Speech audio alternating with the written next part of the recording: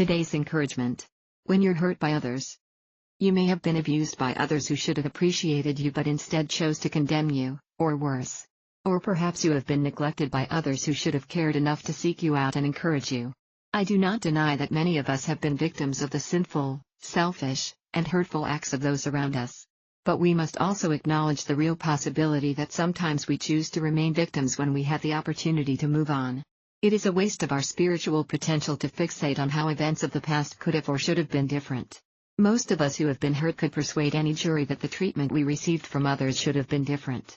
But here is the truth, things are not different. No amount of time spent dwelling on how another sheep hurt us or should have done something different will change our present situation. Imagine that you have been shot and rushed to the emergency room.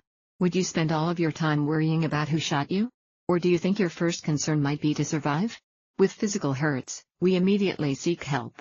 But emotional and spiritual hurt seem to engender a response unlike any other wound. When we are shot by other people, we tend to focus on the shooter, not the healer. This is one of our enemy's most effective distraction strategies. He knows that healing is available, and he does not want us to get it. Satan would have us forget that being broken is an integral part of God's plan for our growth. The Apostle Paul, who begged God to remove his affliction, came to an important realization. Paul says, "And then he, Christ, told me, my grace is enough, it's all you need. My strength comes into its own in your weakness." Once I heard that, I was glad to let it happen. I quit focusing on the handicap and began appreciating the gift. It was a case of Christ's strength moving in on my weakness. 2 Corinthians 12:9 The Message. Paul quit focusing on the handicap.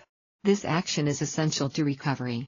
Sadly, many of us stop acting when we are broken, but this point of resignation is just short of the point where we can receive God's healing.